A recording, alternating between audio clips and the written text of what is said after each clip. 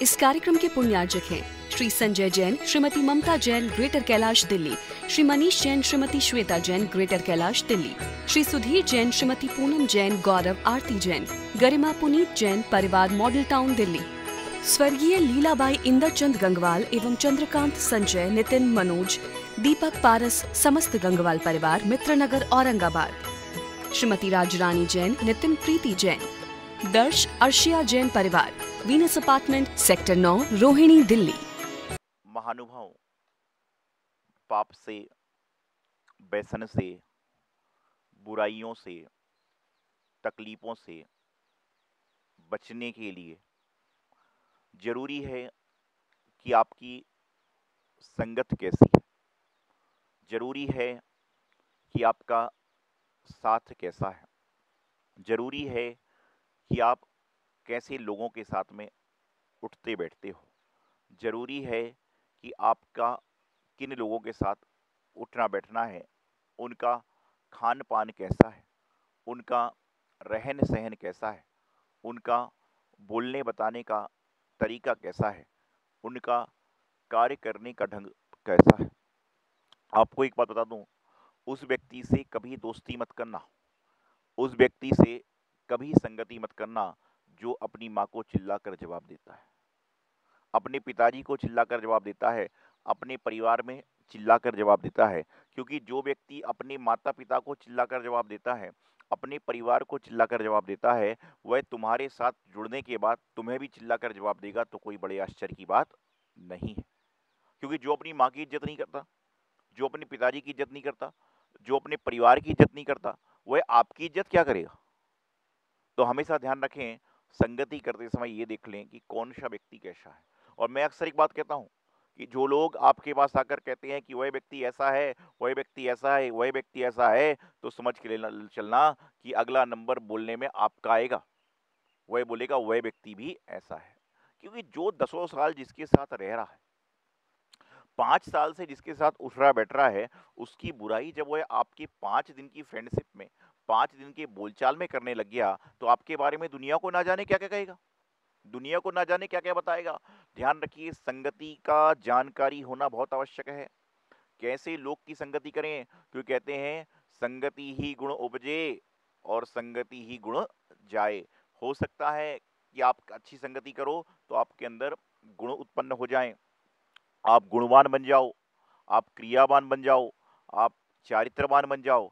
और हो सकता है कि आपकी संगति खराब हो जाए तो आप क्या करो कि जो आपके गुण थे, जो आपकी क्रिया थी, जो आपका चारित्र था, जो आपका धर्म था, वह भी लुप्त हो जाए, तो कोई बड़ी बात नहीं है। मैं अक्सर एक बात कहता हूँ, सुनता हूँ, सोचता हूँ, समझता हूँ कि संगति का जीवन में कितना प्रभाव होता है। सुनार के यहाँ का कचड़ा भी बादाम से महंगा बिकता है। सोने का काम करने वाले सुनार का सोने का जो कचड़ा होता है वह भी बादाम से महंगा है। क्यों? सोना की संगति करी तो उसका कचड़ा भी कीमती हो गया। गुरुजनों की संगति करोगे, आप विचार करिए, आप धोती दुपट्टे पहन के हे स्वामी नमोस्तु नमोस्तु करते हो तो सारे लोग एक तरफ और आप एक तरफ होते हो। क्यों? क्योंकि गुरुजनों की संगति में आप भी गुणवान बन गए। जब जिनेंद्र भगवान का अभिषेक करते हो, आप विचार करिएगा, आप मुनि महाराज जी के सामने कभी ऊंचा नहीं बैठ सकते, उनसे ऊपर कभी खड़े नहीं हो सकते। लेकिन जब जिनेंद्र भगवान का अभिषेक करने जाते हो तो उस समय हम लोग भी भगवान जी का अभिषेक देखते हैं और वहां पर आप कलश ढाल रहे हो और आप अपने हाथ से महाराज जी को, गुरुओं को आहार के अलावा कोई वस्तु की आवश्यकता नहीं है, लेकिन जब गंधक लेते हैं तो उस समय भी हम लोग क्या करते हैं, पुजारी के हाथ से गंधक मंगवाते हैं। क्यों? क्योंकि उस व्यक्ति ने जिनेंद्र भगवान की पास जाकर उनकी पूजा आराधना करी, या यूं कहना चाहिए देव शास्त्र गुरु की संगति कर ली। तो अच्छे लोगों की संगति करोगे तो जीवन में यश मिलेगा, जीवन कल्याणकारी होगा और जीवन सुख शांति में बनेगा। लेकिन इसमें एक बात और ऐड कर लीजिए कि अच्छे लोगों की संगति करने की जगह खुद भी अच्छे बनने का प्रयास करो। मैं ढूंढ रहा हूं कि मुझे कोई अच्छा नहीं मिल रहा, मुझे कोई अच्छा नहीं मिल रहा, ये क्यों नहीं सोचता हूं कि मैं ही अच्छा बन जाऊं, मैं ही सच्चा बन जाऊं, मैं ही क्रियावान बन जाऊं, मैं ही चारित्रवान बन जाऊं, मैं ही गुणवान बन जाऊं। क्योंकि यदि मैं क्रियावान बन जाऊंगा, चारित्रवान बन जाऊंगा, गुणवान बन जाऊंगा, तो हो सकता है किसी की तलाश पूरी हो जाए, किसी भटकते हुए व्यक्ति की भटकन समाप्त हो जाए, किसी उलझे हुए व्यक्ति की उलझन समाप्त हो जाए, किसी के जीवन में बसंत आ जाए, किसी के जीवन में वापस हरियाली आ जाए। तो संगति करना नितांत आवश्यक है। उसके लिए हम भी तो योग्य बने। गुरुओं के पास जाने लायक हम हैं क्या? गुरुओं की संगति करने लायक हम हैं क्या? बस ये नहीं कि महाराज जी ने प्रवचन दिया, बोले बहुत अच्छा था, बहुत अच्छा था। बोले क्या अच्छा था? क्या अच्छा था? बोले कल जो आपने बोला बहुत अच्छा था। तो बोले बोला क्या था? बोला क्या था? वो तो भूल गया। अरे भाई, तात्कालिक प्रभाव क्या है? संगति का असर तो जीवन में क्या, इस जन्म को क्या भव भव को बदल देता है। कहते ना, इस जन्म में ना मिले पर भव में मिलता है, अपनी अपनी करनी का फल सबको मिलता है। तो संगति का असर भी है कि इस जन्म में भी मिलेगा, अगले जन्म में मिलेगा और आने वाले समय मिलेगा। क्योंकि जैसी संगति करोगे वैसा वैसा ही आपका जीवन बनता है। तो जीवन में संगति का होना बहुत आवश्यक है। संगति यदि सुंदर है तो जीवन सुंदर बनेगा। संगति यदि बुरी है तो जीवन में बुराइयां आएंगी। और ध्यान रखना, बुरा खाना तो हर कोई पसंद करता है, लेकिन बुरे व्यक्ति के पास बैठना भी कोई पसंद नहीं करता। महापुरुष हुए, संत पुरुष हुए, उनके जीवन की गाथाएं पढ़िए। आज भारत देश में जितने सक्सेसफुल आदमी हैं, आज भारत देश में जितने भी सफल व्यक्ति हैं, आप उनके जीवन चरित्र को उठा के पढ़िएगा, आपको बताया मालूम चलेगा कि उनकी संगति कैसी थी, संगति होने के बाद उनका विचार कैसा बदला और उनका जीवन कैसा बदला। ध्यान रखिए, समर्पण भी संगति में जरूरी है। यदि आप देव शास्त्र गुरु के पास बैठते हो तो उनके प्रति आपका पूर्ण समर्पण है, पूरी सच्ची श्रद्धा भक्ति है, तो उनकी संगति का असर आपको आएगा। जैसे मुनि महाराज ने कह दिया ये काम करना है, एक व्यक्ति होता है बिल्कुल महाराज जी जरूर करूंगा। एक व्यक्ति कहता है जो सी आपकी होगी वही करूंगा। और एक व्यक्ति कहता है ये काम आज की जगह परसों कर ले। तो यही तो अंतर है। जहां तर्क है वहां नरक है, जहां तर्क है वहां पर नरक है, और जहां पर समर्पण है, अर्पण है, वहां पर स्वर्ग है। जीवन में स्वर्ग को पाना है, जीवन में नरक को त्याग करना है। तो जहां पर संगति करो वहां पर समर्पण आवश्यक है। समर्पण कैसा हो? आप उदाहरण देते हैं एकलव्य की बात कि जिन्होंने गुरु द्रोणाचार्य को नहीं देखा, उन्होंने अंगूठा मांगा, अंगूठा दे दिया। एक बातें जो सुनते हैं समझते हैं, ये बातें सुनने समझने की नहीं है। आप अपने जीवन में आज मेरी बात सुनकर विचार करिए, प्रवचन सुनने के बाद आप लोग 2 मिनट चिंतन कीजिए, 5 मिनट चिंतन करिए, क्या कभी हमने अपने जीवन में ऐसा समर्पण देवशास्त्र गुरु के प्रति किया है कि उन्होंने बात कही हो और हमने कहा हो बिल्कुल, कि हम अपनी बात मनवाने में लगे। अरे आजकल तो परिस्थिति लोगों की ये हो चुकी है कि एक व्यक्ति हर महीने एक क्षेत्र जाता है, उसके साथ 3 मित्र और जाते हैं, और चांस की बात है कि चारों व्यक्ति के बच्चों ने सीए का एग्जाम दिया और 3 के बच्चे पास हो गए और एक का बच्चा फेल हो गया। अगले महीने जब क्षेत्र जाने की बात आई तो 3 तो जा रहे थे, जिसका बच्चा फेल हुआ उसने कहा मैं नहीं जा पाऊंगा। बोले क्या कारण है? बोले मैं अब इस महीने से क्षेत्र नहीं जाऊंगा, मैं तो इस महीने से महावीर जी जाऊंगा। बोले क्यों? बोले इतने सालों से मैं क्षेत्र आ रहा हूं, मेरा बच्चा सीए ही नहीं हो पाया। अरे भाई, भगवान यदि आपके बच्चे की जगह बैठकर परीक्षा देते तो सीए नहीं बड़ा सीए बन जाता। अरे भगवान जी का आशीर्वाद मिलेगा, गुरु का आशीर्वाद मिलेगा, लेकिन क्रिया तो आपको खुद को करना पड़ेगी। आप हमारे पास आओ कि महाराज जी आशीर्वाद दीजिए, आशीर्वाद दीजिए। अरे आशीर्वाद देने के बाद आपके अंदर गुण भी तो चाहिए, आपके अंदर क्रिया भी तो चाहिए, आपके अंदर भाव भी तो चाहिए। आप कह रहे कि मैं तो गुरु संगति में हूँ, गुरु संगति में हूँ, गुरु संगति। अरे गुरु संगति में तो यहाँ कितने सारे लोग हैं। मंदिर का माली 24 घंटे में से 22 घंटे महाराज जी के आसपास होता है, भगवान जी के आसपास होता है, लेकिन उसके विचार क्यों नहीं परिवर्तित होते? क्योंकि तो माली है, वो तो माली है, वो व्यास है, उसका तो काम अपना मंदिर की व्यवस्था करने का है, तो कर रहा है, उसके जीवन में परिवर्तन क्यों नहीं आ रहा? उसी प्रकार से आप भी रोज गुरुओं की संगति करते हो, रोज महाराजों के पास जाते हो, लेकिन उसके बाद भी आपके विचार में परिवर्तन नहीं आ रहा, आपका रागदेश समाप्त नहीं हो रहा, आपके अंदर में मेरे तेरे भाव का समाप्त नहीं हो रहा। तो इसमें गलती किसकी? गलती खुद की है, क्योंकि आपके अंदर एसी वाले कमरे में बैठे हो और कंबल रजाई ओढ़कर सो रहे हो, तो क्या होगा? उसी तरह से संगति तो कर रहे हो, लेकिन दिल में काला है, मन खराब है, वचन खराब है, काय खराब है, और कहो मेरा कल्याण हो जाए तो कैसे हुआ? कहते ना भजन में, शुद्ध हृदय हो पल में हो जाता है कल्याण, बगुला भक्तों को नहीं मिल सकते हैं भगवान। हाथ में माला दिल में काला, हाथ में माला दिल में काला, भला ऐसी माला से क्या होने वाला। ये कहते हैं कि हाथ में तो माला चल रही है, ओम नमो रिहंताड़म, नमो सिद्धाड़म, नमो आयरियाड़म, नमो वज्रायाड़म, नमो लोये शब्द शाहूड़म। और उस समय वो व्यक्ति सामने आ गया मंदिर जी में जिससे आपका राग देश था, तो कहाँ नमो आयरियाड़म आ रहा है, बस ये देख लूंगा, छोड़ूंगा नहीं।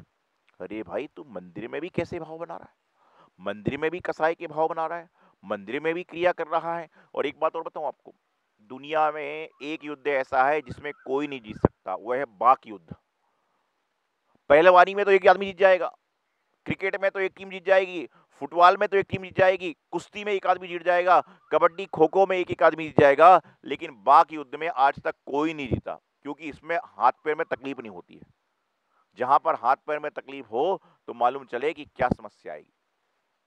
बाकी युद्ध ऐसा युद्ध है, इसमें कोई विजेता नहीं होता, इसका परिणाम कभी नहीं निकलेगा। आदमी खाए बिना तो रह सकता है, लेकिन बक बक करे बिना, बोले बिना नहीं रह सकता। आदमी खाता तो एक टाइम है, दो टाइम है, तीन टाइम है, पांच टाइम है, लेकिन बोलता जब नींद खुली है तो बोल रहा है। कहीं झगड़ा हो रहा हो,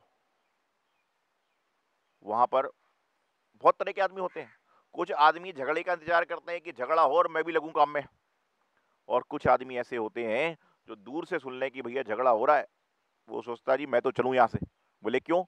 बोले भैया बरसात में जाऊंगा तो जो भी बरसात में जाएगा भीगेगा जरूर, ठंड में जाएगा जो बाहर ठंड लगेगी जरूर, तो वहां युद्ध हो रहा है तो मैं तो वहां से निकलूं।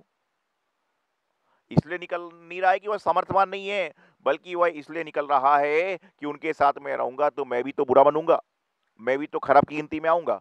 तो संगति आपके जीवन का सुधार कर सकती है, लेकिन संगति सुधार कब करेगी कि जब आपका मन, वचन, काय श्रद्धा से समर्पण होगा, तो संगति सुधार करेगी। नहीं तो आप गुरुओं के पास 50 साल रह जाओ, जिनेंद्र भगवान के सामने 25 साल मंदिर जाओ, लेकिन आपके भाव, आपके विचार, आपके अंतरंग के परिणाम कैसे होते हैं, यह आपकी ऊपर निर्भर करता है। नहीं तो आप कहोगे महाराज जी संगति तो हम साधुओं की करते हैं, लेकिन हमारे घर में तो समस्या चल रही है। अरे भाई समस्या तो चलती रहेगी, समस्या तो पहले भी चल रही थी, लेकिन समस्या का समाधान भी तो खोजना पड़ेगा। महाराज कितना कहते हैं, परस्पर करो जीवाना, मैत्री का भाव रखो, प्रेम का भाव रखो, राग देश की बात को छोड़ो, मेरी भावना पढ़ रहे हो, सब कुछ कर रहे हो, लेकिन जब पढ़ने के बाद जीवन में उतारने की बात आती है, उस समय हमारे कैसे परिणाम होते हैं, इस पर निर्भर करता है। संगति आपको रास्ता दिखा देगी, संगति आपको मार्ग दिखा देगी, संगति आपको अच्छे बुरे का पहचान करा देगी, लेकिन उसके बाद में चॉइस आपकी है कि आपको पकड़ना क्या है और छोड़ना क्या है। तो जीवन में पहले तो संगति को भी जानकारी करके करना जरूरी है, क्योंकि आप संस्कारवान व्यक्ति की संगति करोगे तो वह आपको संस्कार ही देगा। आप कुरीति वाले की संगति करोगे, वह आपको कुरीति सिखाएगा। आप अच्छे महत्वपूर्ण व्यक्ति की संगति करोगे और आपके जीवन को महत्वपूर्ण बताएगा। और आप यदि जीवन में इधर उधर की बातें करोगे तो आपका जीवन इधर उधर वालों के साथ में ही रहेगा। विचार करना, एक जगह पर संत समागम चल रहा है और वहां पर आपका मित्र जा रहा था और आप उसके साथ में उसके बाद कहीं और जाने वाले थे, और आप उस मित्र के साथ मंदिर में चले गए, तो लोग कहते हैं कितने पुजारी आए थे, कितने भक्त आए थे, तो आपका नाम भी गिनती में आ गया, जिसमें आपको कोई लेना देना नहीं था, आपको कुछ मतलब नहीं था, आपको कुछ करना, लेकिन आपने इस व्यक्ति की संगति करी जो पुजारी है, जो भक्त है, तो आप भी भक्त कहलाए।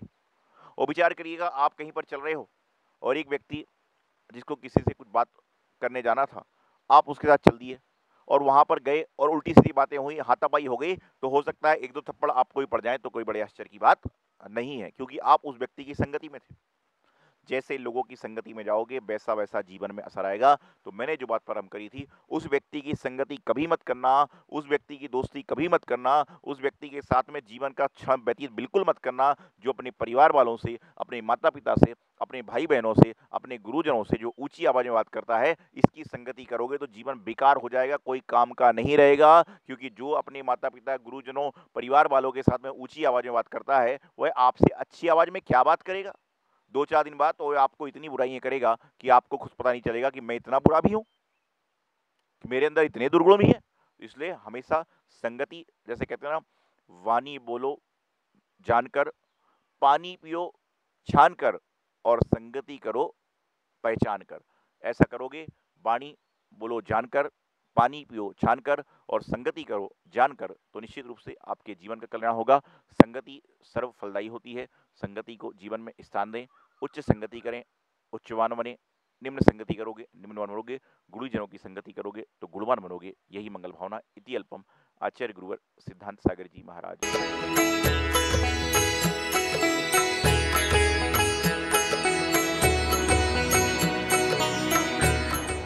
नमस्कार। मुझे अभी पता चला ऋषु और मानव जी की माता जी रजनी जी से कि सौभाग्य सागर महाराज जी का जो ट्रस्ट है वो बहुत ही कमाल का काम कर रहा है। लोगों को ऑक्सीजन कॉन्सेंट्रेटर्स भेजे, मेडिसिन, दवाइयाँ और बहुत ही लोगों की जानें बचाने में उनका बहुत बड़ा योगदान रहा है। बहुत कमाल का काम कर रहे हैं। तो मैं हाथ जोड़कर आपको उसके लिए बहुत बहुत आपका आभारी हूँ कि आपने इतना कमाल का काम किया है। और आप सबसे यही विनती है कि आप सौभाग्य सागर महाराज की जो ट्रस्ट है उनके साथ मिलकर जो भी लोग उनसे जुड़े हुए हैं ऐसा कमाल का काम करते रहें और हमेशा खुश रहें। नमस्कार, जय हिंद।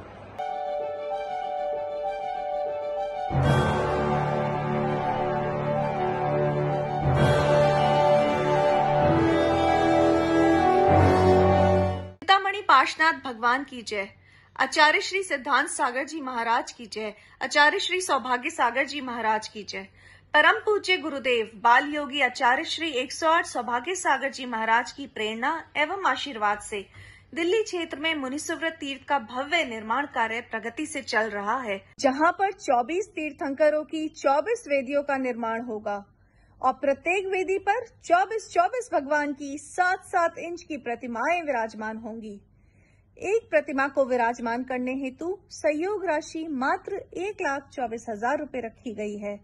आप अपने परिवार की ओर से प्रतिमा स्थापित कर धर्म लाभ ले सकते हैं। यहाँ के जिन चित्तालय में प्रतिदिन विशेष पंचामृत अभिषेक शांति धारा होती है। जो भी महानुभाव अपने या अपने परिवार की ओर से अभिषेक और शांति धारा करना चाहते हैं वो नीचे दिए गए संयोजकों से संपर्क कर अपना नाम आरक्षित कर पुण्यार्जन कर सकते हैं। इस कार्यक्रम के पुण्यार्जक हैं श्री संजय जैन, श्रीमती ममता जैन, ग्रेटर कैलाश दिल्ली, श्री मनीष जैन, श्रीमती श्वेता जैन, ग्रेटर कैलाश दिल्ली, श्री सुधीर जैन, श्रीमती पूनम जैन, गौरव आरती जैन, गरिमा पुनीत जैन, परिवार मॉडल टाउन दिल्ली, स्वर्गीय लीलाबाई इंदरचंद गंगवाल एवं चंद्रकांत संजय, नितिन, मनोज, दीपक पारस, समस्त गंगवाल परिवार, मित्रनगर औरंगाबाद, श्रीमती राजरानी जैन, नितिन प्रीति जैन, दर्श अर्शिया जैन परिवार, Venus apartment, sector 9, Rohini, Delhi.